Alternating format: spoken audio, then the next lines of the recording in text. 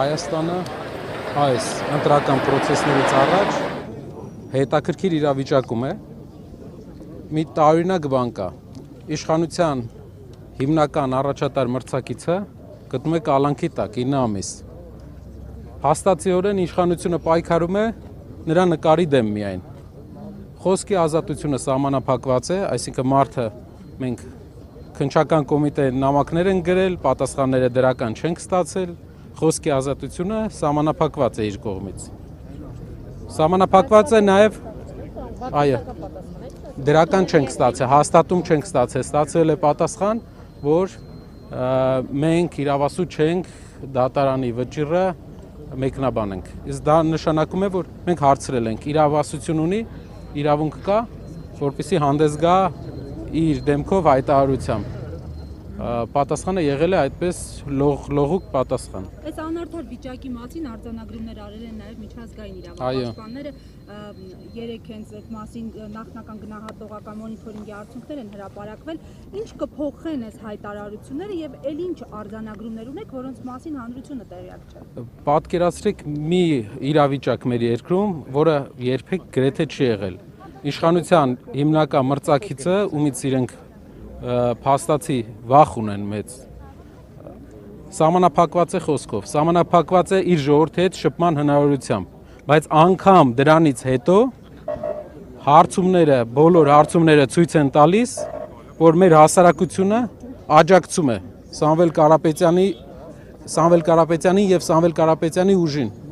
եւ մեր հասարակությունը մեծ փոփոխության կարիք ունի, անգամ իրենց հարցումներով իրենք ընդամենը հասարակության 24%-ի աջակցությունն են վայելում, 75%-ը, 70%-ը մեր հասարակության դեմ է։ Նրանք պայքարելով Սամվել Կարապետյանի նկարի դեմ, փաստորեն նկարից են պարտվում։ Ասում են թող հեռախոսը վերցնի լայվ մտնի, նվիրում էին, ես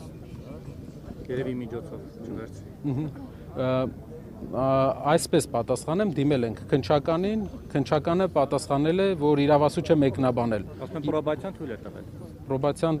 կարող ենք մի հատ էլ դիմել, մեր փաստաբանները 2 անգամ դիմել են։ Բայց եթե այստեղ եմ ասում, եթե հնարավորությունը տրվի, դա շատ կարևոր փոփոխություն է, շատ կարևոր։ Չթողնեն նորից կալանքից, ինչ է։ Դուք պատկերացնում եք, մարդը գնում է ընտրության, իր մրցակցին, հիմնական մրցակցից ումից վախենում է, բոլոր սահմանափակումները կիրառում է նրա նկատմամբ, բայց էլի չի կարողանում։ Դուք ինչ փորձել ճնշել։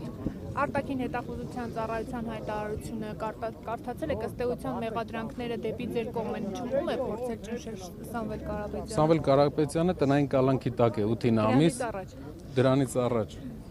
Հետաքրքիր է։ Արտաքին հետախուզական, ես շատ ուրախ եմ, որ մեր երկիրը ունի արտաքին հետախուզական ծառայություն, որի ղեկավարը սակայն Քրիստինն է Գրիգորյանը։ Այո, մարդու իրավունքների պաշտպանը, նախկին։ Շատ ուրախ եմ, որ ունի այդ ծառայությունը, բայց այդ ծառայությունը միայն ներքին գործերի մասին է խոսում, ոնց որ դարձել է ներքին գործերը մեկնաբանող, երկրի ներքին քաղաքական կյանքը մեկնաբանող կառույց։ Հուսով եմ այդ ծառայությունը շատ մեծ գործ ունի Հայաստանում մեր հակառակորդ երկրների կողմից ազդեցության գոտիների ավելացման դեմ պայքարելու։ Նիստից հաշվի առնելով, որ օրեր առաջ վերաքննիչ դատարանը չբավարարեց բողոքը եւ պարոն Կարապետյանը կրկին Ես կարծում եմ, որ վերջին հարցումներից հետո, մարդկանց կարծիքի ուսումնասիրություններից հետո նրանց վախը ավելացել է եւ նրանք ամեն ինչ անելու են, որ Կարապետյանը մնա կալանքի տակ, Կարապետյանը չշփվի իր ժողովրդի հետ։ Տնային կալանքի տակ, այո։ Սիմոնյանը իր էջում հրապարակել էր ամերիկյան միջազգային հանրապետական ինստիտուտի հարցումները, ըստ որի Փաշինյանը վստահության 18%։ Այդ նույն հարցումները 2021 թվականի ընտրություններին ընդդիմությանը 1% ձայն էին կանխատեսում։ Պարոն Կարապետյան, 1% ձայն ընդդիմությանը, երբ ընդդիմությունը հավաքեց 350,000-ի կարգի։ Այսինքն հնարավորությունը բավական լայն է եւ անգամ եթե 21 թվին իրենք այդքան են ասել 1%, հիմա անգամ չեն էլ կարողանում թաքցնել, բայց անգամ իրենց հարցումներով իրենք մեր հասարակության 70%-ը իրենց հետ չի։ Պարոն Կարապետյան, ընտրությունների գեոպոլիտիկ համատեքստին անդրադառնալով Նախ հիմա մեր կողք Ուզում եք մի բան եմ ուզում ձեզ առաջարկեմ, կարելի է։ Մի հատ Լավ, խնդրում եմ չվիճեք, ես լսեք բանկատ կարելի է հարցնել։ Ժորժ Իվարկյան Գեոպոլիտիկ համատեքստին անդրադառնալով մեր շուրջը պատերազմ է, դրսում հայտարարություններ են լինում հիբրիդային գործակալների որսի հետ կապված։ Հասկանալի է, որ դրսից աջակցություն կա, հայտարարություններ են հնչում նաև տարածաշրջանային տարբեր խաղացողների կողմից։ Այս գեոպոլիտիկ համատեքստում ինչպես է գնահատում ձեր հաղթանակի շանսերը, ընդդիմության հաղթանակի շանսերը, եթե կոնսենսուս կա կոնկրետ անձի շուրջ, կոնկրետ իշխանության շուրջ։ Կոնսենսուս չկա, կոնսենսուսը միայն այսքան ժամանակ Թուրքիայի արտաքին գործերի նախարար Ֆիդանն է ասել, որ շատ կուզենար, որ Փաշինյանը շարունակեր իր գործունեությունը, որովհետև ինչպես մենք տեսնում ենք, փաստորեն, եթե արտաքին գործերի նախարարը Թուրքիայի դա ասում է, Փաշինյանի գործունեությունը համապատասխանում է Թուրքիայի Հանրապետության շահերին, ինչպես տրամաբանությունը։ Խոստումներ են տրվել հիբրիդային գործակալների, այսպես փնտրտուքների հարցում աջակցելու հետ կապված խնդրակից։ Ես շատ կուզեմ, որ փնտրեն, գտնեն, ինչքան մարդկանց կարծիքը իրենք տեսնեն, այդքան ավելի շատ տարբեր գործիքակազմ են փորձել։ Կարապետյան այս օրերին իշխանականները նման պնդումներ են անում, որ Սամվել Կարապետյանի այս ընտրություններին մասնակցելու միակական կարիքն այն է, որ ձայները հավաքի եւ Ռոբերտ Քոչարյանին դարձնի վարչապետ։ Սա շնորհակալ եմ շատ։ Այս հարցը շատ կարևոր հարց է։ Պատկերացրեք 8 ամիս իրենք աշխատել են Սամվել Կարապետյանի հետ կապված ինչ որ վատ բան գտնեն։ 8 ամսվա ընթացքում որևէ բան չեն գտել եւ այս հայտարարությունները են ապացույցն է, որ չեն կարողանում մարդու հետ կապված ինչ որ բան գտնեն։ Իրեն պետքա կապեն, իրենց պետքա կապեն այն մարդկանց հետ, ում հասարակության մի մասը ունի հակասական վերաբերմունք այլ ուժերի հետ։ Այսքան ժամանակ մի մասը ունի դրական վերաբերմունք, մի մասը հակասական։ Այսքան ժամանակ չեն կարողանում, դա ապացույցն է, որ իր հետ կապված հակա ինչ-որ բան չեն կարողանում ասել։ Մարդը պատկերացնում եք 60 տարի աշխատել է ամենալայն մասշտաբով եւ չեն կարողանում բան գտնել, բացասական։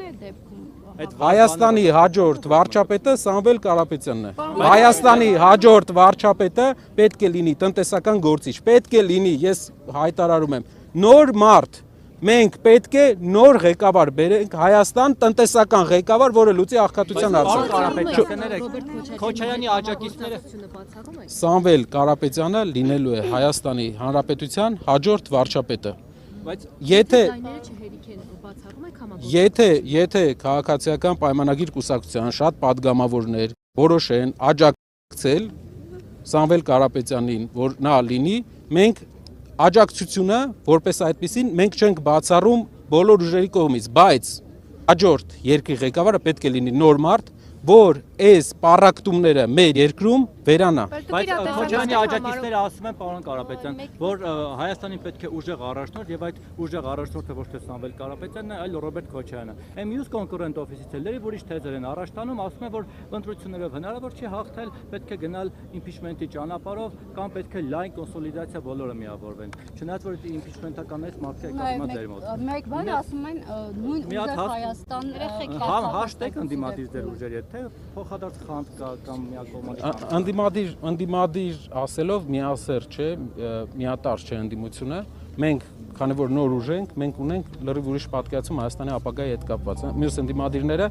ունեին պատկերացում, որը մինչև հիմա իրացրել են։ Լավ են իրացրել, վատ են իրացրել, թող մեր հանրությունը որոշի, բայց իրենց իրավունքն է, իրենց օրակարգը։ Դեպքում Սամվել Կարապետյանի այդ կերպարը քաղաքական պայքար է, իրենք ցանկանում են ունենան ավելի շատ աջակցություն։ Ռուսաստանից դուք ընտրողների բերելու եք։ Խոսում գալ իշխանության ասում է, եթե կպնճի իշխանություն, պատերազմ է լինելու, սա արդյոք դիտարկում է Հայաստանի պատմության մեջ ամենաշատ պատերազմը ազնիվ լինենք, որ իշխանությունն է բերել։ 3 պատերազմ, այո, 3 պատերազմ բերել է մի իշխանություն, պատկերացնում եք նա սարքել է խնդրեմը, հիմա ուզում է խնդրեմը ցույց տա, որ լուծում է այն խնդրեմը, որ նա է սարքել։ Ու ասում է ես եմ խաղաղություն, 3 պատերազմ ես բերել։ Ինչը դու ինչն է մեր Արհավաճան ու 3 էլ ամեն օր դուրս է գալիս, ասում է եթե սա չանենք կլինի պատերազմ, եթե սա չանենք կլինի պատերազմ։ Ամեն օր որ մեզ վախեցնում է 8 տարի անընդմեջ աշխատում է մեր ինքնավստահության դեմ եւ եթե իրեն հաջողվեց ջարդել հայերի ինքնավստահությունը, հետագայում ամեն օր դուրս է գալու ասելու է, եթե էսի չանենք, օրինակ, եթե ընդդիմության առաջնորդի ուժը գա, Սամվել Կարապետյանը լինի երկրի ղեկավար, ինչ որ բան է մտածելու, միշտ ժողովրդին ենթարկելու է վախի, բայց այն վախի, այն պատերազմների արդյունքն է սա, որը նա է բերել, որը նա իր բանակցությունից դուրս գալով է բերել, չեմ ասում ագրեսորը Ադրբեջանն է, բոլորս էլ գիտենք, բայց նա քարտեր է տվել, որպեսզի միջնորդների ֆակտորը դուրս գա, միջնորդները էլ չաջակցեն մեզ, նա տվել է հիմք դուրս գալով բանակցությունների զրոական կետով սկսելով բանակցությունները, որպեսզի ագրեսորը ագրեսիա կիրառի մեր հանդեպ։ Ձեր գալու դեպքում հնարավոր է այդ ռիսկը ավելանա։ Պատերազմի ռիսկը մի քանի տար ունի։ Առաջինը դիվանագիտական տարն է։ Մենք տեսնում ենք մի երաշխավորով, մի վկայով խաղաղությունը, դա ուղղակի թուղթ է։ Մենք ունենք մի վկայով խաղաղություն, որը խաղաղության երաշխավորը չունենք այս պայն։ Վկան պատերազմում է Իրանի դեմ, որը 4 կիլոմետր է հեռավորությունը ճանապարհից։ Որ այսօր խփել է Վրաստանի Բաքու Ջոյանի։ Դուք պատկերացնում եք, ես կուզեի սա ավարտեի, շատ կարևոր է։ Երկու երաշխիք ունի Հայաստանը։ Դա առաջինը մեկից ավելի երաշխավոր ունենալն է, շատ կարևոր է, որ մեր երկիրը մեկից ավելի երաշխավոր ունենա, որպեսզի այլ երկրների հակամարտության խաղաթուղթ չդառնա։ Երկրորդ տարածաշրջանային մենք գիտենք մինչև այս իրադրությունը, որ Իրանը պատրաստ էր հողի վրա երաշխավորել Հայաստանի տարածքային ամբողջական, պատրաստ էր իր զինվորով երաշխավորել Հայաստանի տարածքային ամբողջական։ Մենք տեսնում ենք այլ տարածաշրջանային դաշնակիցներ, որոնք պատրաստ էին աջակցել։ Մեզ պետք է դա, եւ երկրորդը մեզ պետք է վերականգնել բանակը։ Մեզ պետք է վերափոխել բանակը, 21-րդ դարի բանակ է մեզ պետք։ Այս տեխնոլոգիական զարգացման ժամանակաշրջանում բանակը արդիականացումը բանակի էժանացել է, ավելի մատչելի է բանակ պահելը հիմա, քան օրինակ 5 տարի առաջ։ Եվ մենք հնարավորություն ունենք ներկայացնելու ենք հանրությանը հայկական բանակի ուժը վերականգնելու մեր ծրագիրը մոտակա օրերի ընթացքում։ Կներեք հարցը քննարկում է, որ նաև ընդհանրապես կարող է արգելվել ձեր մասնակցությունը ընտրություններին։ Այլ սցենարներ ունեք, ինչ կլինի, եթե օրինակ ձեզ չգրանցեն։ Տեսեք։ Կուլտուրա չունեք մեկը Մենք պետք է համերաշխ լինենք իրար հետ։ Ասեմ մասնակցությունների հետ կապված, որ պահին իրենք տեսան եւ մեծ տարբերությունը տեսան հասարակության աջակցման, տեսան, որ Սամվել Կարապետյանի ուժը դառնում է գլխավոր եւ փոփոխությունը, եւ արդեն իրենք տեսել են, որ փոփոխություն բերելու ուժն է։ Նրանք սկսելու են գործիքներ ման գալ ոչ ժողովրդավար, բայց նրանք չեն հասկանում, որ հասարակության 70% իրենց դեմ է։ Այդ գործիքները աշխատելու են, դելեգիտիմացնելու են իրենց, դելեգիտիմացնելու են ամբողջ հայկական ժողովրդավարությունը, ոչ թե հիմա, այլ տասնամյակներ առաջ։ Եթե դու քո հիմնական ընդդիմադիրից, եթե դու քո հիմնական ընդդիմադիրին ամեն անգամ կարողանալու ես ինչ որ ձև սահմանափակես, տեսնելով, որ ընդդիմադիրը հաղթում է։ Ուրեմն բոլոր իշխանությունները նույնը անելու են, ինչու է պետք ժողովրդավարություն։ Պարոն Կարապետյան, դուք Ռուսաստանից ընտրողների բերելու եք Հայաստան, որի մասին այդքան հավեկված խոսում եք։ ավտոբուսներով։ Ոնց կազմակերպել է դա։ Մարդկանց անուններ են տալիս, որոնք արդեն Ռուսաստանում տենց հավաքագրում են։ Ոնց եք դա պատկերացնում, օրինակ տեխնիկապես ոնց դա կլինի։ Ռուսաստանից Հայաստան Մարդիկ հավաքվելու են ավտոբուսով, գան։ Մենք չգիտենք, այս սցենարը դուք Ասենք բոլորը գնա։ Սամվել Կարապետյանի պաստորով Boeing-ները էրապլան լինելու, որը գնացքն է բացվելու, չէ։ Պարոն Արցախի հարցի շուրջ ձեր ուժի դիրքորոշումը եւս մեկ անգամ կհիշեցնենք, որովհետեւ վերջին շրջանում տեսանք շատ սուր է ընկալվում իշխանությունների Փաշինյանի կողմից Արցախ բառը արտաբերել, Արցախի մասին գրքեր նվիրելը, այդ պատճառով ցեղասպանության թանգարանի տնօրենը հեռացվեց աշխատանքից, նույնիսկ միջազգային ամբիոնում հայտարարություններ եղան Արցախի էջը փակելու մասին եւ ձեզ ընդդիմադիրներից ու եկեղեցուն մեղադրեցին խաղաղության դեմ գնալու համար։ Երեք պատերազմ բերած Արցախը կործանած դիվանագիտությունը իրենց նոր գործիքակազմ է ման գալիս, որպեսզի ինչ որ ձև մեր ժողովրդին համոզի, որ իրենք դարձել են Ժորժ ջան, 7 տարի անց մեջ վատ դիվանագետներ էինք, Այս 8-րդ տարին արդեն լավ դիվանագետներ ենք։ Արցախի հարցում մեր վերաբերմունքը ամենակարևոր հարցը Արցախի մեր հայրենակիցներին Հայաստանում տնավորելն է այս պահին։ Երկրորդը վերադարձի հետ կապված եկեք լինենք ազնիվ իրար հետ։ Ադրբեջանի այս ղեկավարը հնարավորություն չի տալու անվտանգ արցախցիներին այնտեղ ապրել։ Մենք պետք է երբ ունենանք այդ ապահովությունը, այդ առավաչան, որ մեր հայրենակիցները ապահով են լինելու, այդ ժամանակ պետք է վերադարձի հարցը մենք միշտ դնելու ենք առաջնահերթություն։ Առաջնահերթություն լինելու է, բայց այս պարագայում ես ուզում եմ ազնիվ լինեմ մեր հանրության հետ, այնպիսի բան չասեմ դուր գալու համար, ասեմ պրակտիկ հողի վրա ինչ կա։ Այս Ադրբեջանի ղեկավարը 10 հատ հայ հետ յոլա չգնացին այնտեղ։ Ոնց եք պատկերացնում, մենք մյուս մեր հայրենակիցները ինչպես են ապրելու։ Երբ լինի այդ երաշխավորությունը, որ մարդիկ անվտանգ կլինեն, այդ ժամանակ մենք դրա համար պետք է աշխատել, միջազգային աշխատանք, նաև հարաբերությունների կարգավորման շրջանակներում աշխատանք, որպեսզի մարդիկ կարողանան մեր հայրենակիցները իրենց հայրենիք անվտանգ վերադառնալ։ Բայց դա մեծ հարց է, դա պետք է մենք շատ լուրջ վերաբերվենք, որովհետև 10 հոգի այնտեղ հայ կար, չկարողացան այդ մարդկանց ժողովրդական խոսքով ասած յոլա տան։ Իշխանության քայլերից որ չեն կատարում, դուք բանակցելու եք այդ հարցի շուրջ, որպեսզի ապահովվի այնտեղ արցախցիների վերադարձի եւ անվտանգ։ Այո, բայց այդտեղ պետք է անվտանգային գործիքակազմեր մեր հանրությանը։ Կարապետյանի վերադարձի հարցը մեր իշխանության գալու պարագայում դուք քիչ առաջ բանակցությունների մասին խոսեցիք, նաև այդ թեմայով բանակցություններ լինելու են, թե չէ, որովհետև դա հայությանը խոցելի Շատ խոցելի հատված է, մենք տեսնում ենք մեր կառավարության ղեկավարը ինչպիսի լուրջ բանակցություններ էր տանում Ամերիկայի նախագահի հետ գերիների վերադարձի, երբ Ամերիկայի նախագահը հայտարարեց, որ գերիների հարց կա, նա նշանով փորձեց թեման փոխել, դա ցույց է տալիս, որ նա շատ խորը բանակցային process-ի մեջ է։ Վերադարձը հիմա երկու զուգահեռ իրականության մեջ ենք, մեկ դատական իրականության մեջ, մեկ ընտրություններին պատրաստվելու, որը այդյամին է ավելի դժվար եւ առաջնահերթությունները որն են։ Գիտեք, դժվարություն մենք չենք տեսնում այդքան, եթե ազնիվ լինենք, որովհետև կա ժողովրդական աջակցություն։ Այսինքն մարդիկ երբ ինձ տեսնում են, հարցնում են, ասում են դժվար չի։ Երբ դու քայլում ես փողոցով, ամեն երկրորդ մարդը քեզ աջակցություն է հայտնում, դժվար չի, հեշտ է։ Երբ դու չես կարողանում մենակ քայլես փողոցով 600 թիկնապահով ես քայլում, այդ դա է դժվար։ Դիպուկահարներով, չգիտեմ ինչով, այդ դա է դժվար։ Մեր համար, եթե ազնիվ լինենք, դժվար չի, մեր պայքարը դժվար չի, որովհետև կա աջակցություն։ Երբ հասարակությունը չուզենա, այդ ժամանակը Այս պայքարությամբ քանի գրասենյակ եք բացել եւ իշխանական դաշտից հնչում են կարծիքներ, որ դուք ձեր աջակիցներին հավաքագրում եք գումարի դիմաց։ Քանի որ Սամվել Կարապետյանը բավականին հարուստ մարդ է,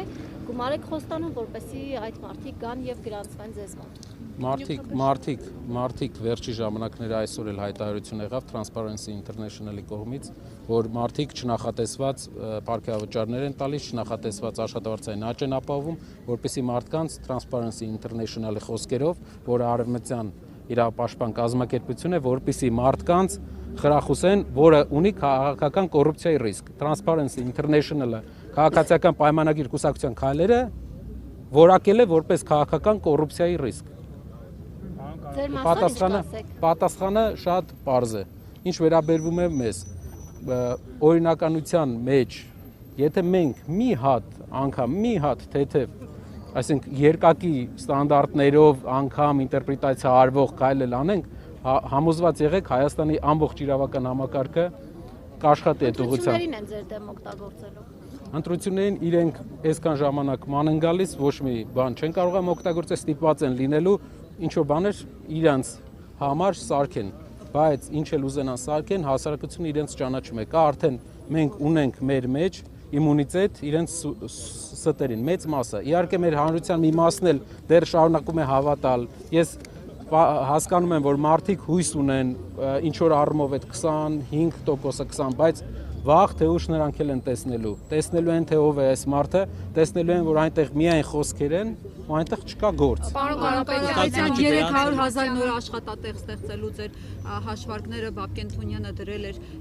իր էջում եւ կասկածներ էր, հա, որոշակի հայտնել դրա հետ կապված, որ 5 տարվա ընթացքում եւ թե ամեն ամիս 1000 աշխատատեղ ստեղծվի, չի լինի ձեր թիվը, կխնդրեմ այս մասով բարձրաբանել հաշվարկները։ Պարոն Թունյանը երևի չի նայել ոդկասթը ամբողջությամբ։ Ես խոսում եմ արդյունաբերական, նայեք, 300,000 աշխատատեղերից մոտավորապես 80-90,000-ը արդյունաբերական աշխատատեղեր էին։ Մենք քննարկում ենք արդյունաբերական աշխատատեղեր ստեղծելու հարցը։ Ամբողջ 300,000-ը չի գործարան լինելու, 90,000-ը, որը բաժանվում է 3 մասի՝ սննդի արդյունաբերության մեջ 30,000, 25-ից 30,000, վերամշակող արդյունաբերության մեջ մոտավորապես 30,000 եւ նաեւ մի քանի ուղղություններ ունենք մեր երկրում, որը մենք տեսնում ենք, որ հնարավոր է թեթև արդյունաբերության մեջ եւս ապահովել 20-ից 25,000 աշխատատեղ 5 տարվա ընթացքում։ Դա ենք մենք թվարկում։ Եվ համացանցում տարածվեց։ Որտեղ իմ հաշվարկներով դուք եթե տես լինի ամսական 2-3 գործարան պետքա բացեք։ Տեսեք,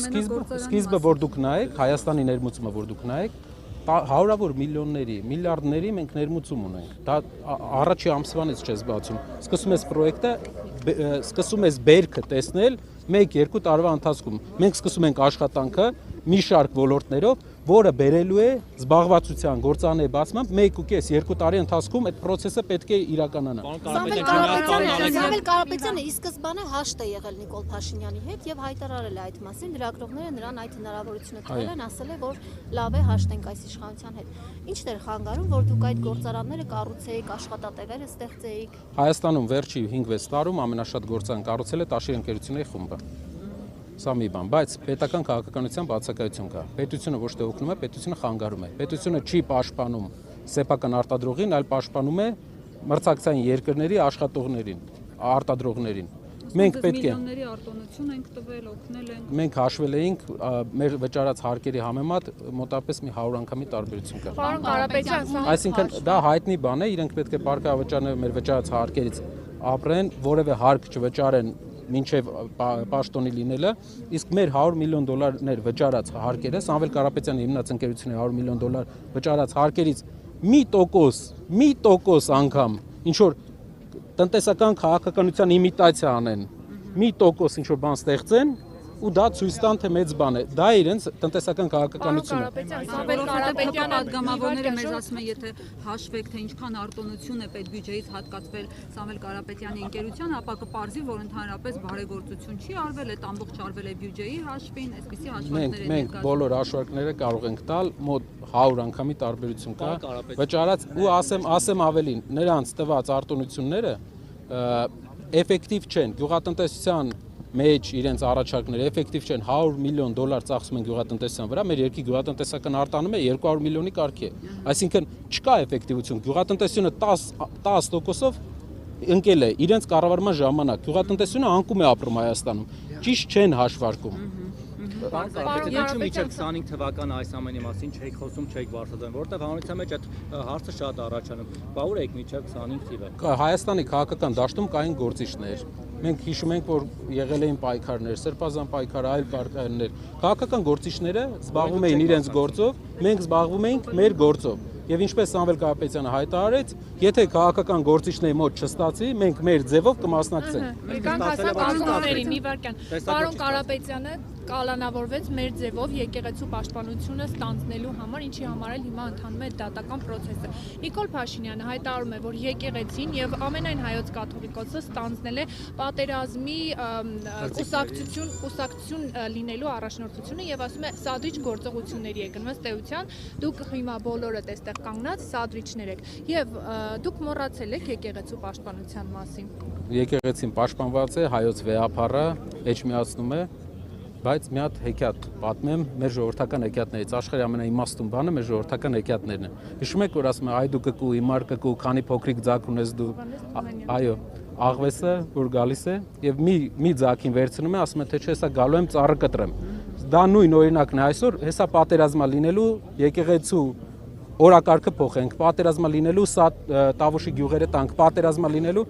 աղվեսը եկել է, ասում է այ դու կկու, հիմար կկու, քանի փոքրիկ ձակ ունես դու։ Մի ձակին տվել ենք, երկրորդ ձակին տվել ենք, երրորդ ձակի հետևից է գալի։ Իսկ հիշում եք հեքիաթը ոնց ավարտվեց։ Աղվեսին եկան ու ճամփեցին։ ՀԱԿ-ի հետ համագործակցություն սպասում է, քանի որ Լևոն Տեր-Պետրոսյանը ասել էր, որ ընդդիմության միակ միավորման կարող ուժը Սամվել Կարապետյանն է եւ արդյոք կարող է ՀԱԿ-ի վարչապետի տեխնացուն ընդգրկվի ձեր կուսակցության։ Ասեմ, կոնսոլիդացիայի տարբերակ քննարկվում է։ Կոնսոլիդացիայի տարբերակ քննարկվում է արտա խորհրդանական ընդդիմության հետ։ Խորհրդանում ընդգրկված ուժերը հետ չի լինելու կոնսոլիդացիա, այլ լինելու է արտա խորհրդանական ուժերի հետ։ Կլինի մեր կողմից հայտարարություն, որը կլինի հետագայում կլինի մեր ցուցակի հրապարակումը, որը ձեր բոլոր հարցերին կպատասխանի։ Ու դուք կարողանաք այդ ժամանակ հարցերը տալ։ Այդ անձանց ընդունելու վերաբերյալ, որովհետև Նիկոլ Փաշինյանի օրոք բավականին լուրջ առանցքային պաշտոններ են զբաղեցրել եւ հիմա ընդգրկվելով ձեր ցուցակ մտավախություն չունեք, որ վարկաբեկվի։ Հասկացա ձեզ, տեսեք երկու ծայրահեղություններ կա։ Մեկը որ երկու խնդիր ունենք լուծելու։ Մեկը մեր հասարակության պարակտման վերացման խնդիրը, համախմբման խնդիրը, երկրորդը բայց մի կարմիր գիծ կա, որի վրա մենք պետք է աշխատենք, որը պետք է հաշվի նստենք։ Դա Արցախի հիմնահարցում գործիչների պահելաձևն է։ Պարոն Կարապետյան, դա դառնալ է լակմուսի թուղթ, ով ձեր հետ, ով ձեր հետ չի։ պարոն Ալեքսանյանը պատասխանել։ Մի հարց տամ, պարոն Կարապետյան, նախ թեմայից մի փոքր շեղվելով, ամիսներ առաջ երբ խոզարկություններ սկսվեցին Տաշիր գրուպի գրասենյակում, նաև ձեր տանը մենք տեսանք դիմակավորված, բացի այդ մեր ձևով գլխարկից եւ շապիկից, ինչ որ բան հայտնվեցին այս մասով, ինչ նորություն կարող եք։ Ոչ բան, ինչ պետք է լինի։ Դա ուղղակի ճնշման գործիքակազմ է, որ փորձում են կիրառել, բայց ել եմ ասում չի աշխատում։ Ծառայելու վերաբերյալ գործինչ ընթացքի մեջ է։ Ոչ մի ընթացքի։ Պարոն Կարապետյան, վերջերս իշխանամետ այսպես էջերը լուր է տարածել, որ հարցումներ է կարել, այդ հարցումները չի գոհացրել ձեզ եւ փորձել եք ձեր թիմակիցներին այսպես ինքնավստահություն հաղորդել, ասել, որ մենք հաղթում ենք։ Եկեք մի հատ բան պայմանավորվենք իրար հետ։ Մամուլի ներկայացուցիչները որոշում են անկախ հարցման ընկերություն, որը կապ չունի այս իշխանության հետ, կապ չունի նախորդ իշխանության հետ։ Խնդրում եմ, որոշեք։ Այո, բայց պետք է նայենք ֆինանսավորման հարցը, Գոհար ջան, մենք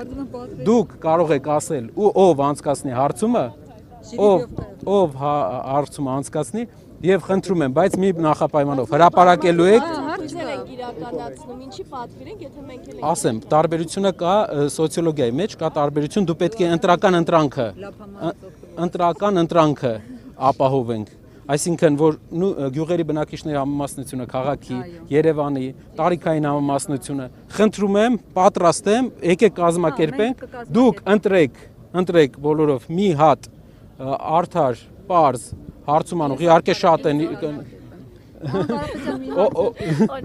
մի հարցել ֆուտբոլի հետ կապված, քանի որ ձեր հարցազրույցներից մեկում ասել եք, որ եթե գան իշխանության աշխարհահռչակ հայ ֆուտբոլիստներ ունենք, որոնք հավաքականի կազմում չեն ընդգրկվում, կբերենք հավաքականի կազմ, այդ աշխարհահռչակ հայ ֆուտբոլիստների մասով համացանցում քննարկում էր ծավալվել, ասում էին Սոբոսլայն է հայ, Նեյմարն է հայ, Յամալն է հայ, չգիտեմ, Ռեշֆորդն է հայ, ով է հայ։ Ես օրինակ էի բերել, որ սպորտի մեջ, այլ ոլորտներով մենք ունենք ուժեղ գործիչներ, չեմպիոններ, մենք գիտենք, որ Հայաստանի հավաքականի ամենահայտնի ֆուտբոլիստը չի մասնակցում հավաքականի խաղերին, քանի որ տեսնում ենք, թե ինչ խնդիրներ կա երկրում, այսինքն այո, այդ բաժանումները, բաները բացի մեր խաթր չէ, իր հայրենիքի խաթր կգա։ Բացի Եթե մինչև այդ իհարկե ֆուտբոլային։ Լևոն Արոնյանը յուրաքանչյուր ուժեղ մարդ իրենց մեջ արտնասնում է ինչ որ խանդի տեսարաններ, ցավոք, բայց ուժեղ ղեկավարը նա այն ղեկավարն է, ով պատրաստ է աշխատել ուժեղ մարդկանց հետ, լսի իրենցից քննադատություն ու հաշվի նստի այդ մարդկանց կարծիքների հետ։ Թիմը այդպես են ձևավորում։ Սահմանադրական դատարանի որոշման հետ կապված հետցի շուրջ պրոցեսների փաստացի եզրափակիչ մասը հրապարակվեց եւ համապատասխանեցում արձանագրվեց, այս process-ները ուր են տանելու եւ ինչ եք ակնկալում, հնարավորություն կա կանխելու, արգելանքնելու եւ ինչ-որ բան անելու process-ը։ Մենք հիշում ենք, չէ՞, որ եվրոպական Ստոկհոլմյան արբիտրաժը որոշում է կայացրել, որ պետությունը Հայաստանի Հանրապետության կառավարությունը պետք է դադարի որևէ ոտնձգություն հեծի դեմ։ Որոշումը կատարում են։ Այսինքն, տեսեք, ինչքան ժողովրդավարական հենասյուներ կան, ինչքան միջազգային ռեպուտացիոն հենասյուներ կան, խախտում են եւ իրենք սպասում են, որ մենակ իրանք են խախտելու, այսինքն իրենք երկրի հիմքերը քանդելով ինստիտուցիոնալ, նաեւ մեր ապագայի հիմքերն են քանդում, որովհետեւ ամեն հաջորդ իշխանություն, եթե չունենա իր մեջ կամք, այս նույն քայլերը հնարավոր է գնա, բայց դա այդպես երկիր չեն կառուցում։ Պետք է հարգես օրենքը, հարգես ինստիտուտները, ժամանակը գա գնաս, որպեսզի երկիրը նորմալ զարգացող երկիր լինի։ Այդ փորձը հարյուրավոր երկրներ ունեցել են, դա ոչ մենք ենք հնարել, աշխարհի հարյուրավոր երկրներ ունեցել են այդ փորձը։ Օրենքի մասին իդեպ սահմանադրությունից Նիկոլ Փաշինյանը պատրաստվում է անկախության հռչակագիրը հանել, մինչև դա էլ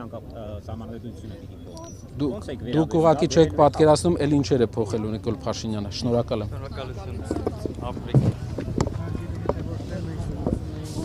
Պարոն Կարապետյան։ Հարգելի հետևողներ, կլսենք նաև Մամիկոն Ասլանյանին, Վանաձորի ընտրված քաղաքապետին։ Պարոն Ասլանյան, մինչև դատական լիստը արդեն հայտարարել է այստեղ գտնվելու մասին, պարբերաբար եք լինում դատական այս նիստերի ընթացքում այստեղ դատանի բակում, ինչ ակնկալիքով եք գալիս եւ Սամվել Կարապետյանի ուժը ինչ կփոխի Հայաստանի քաղաքական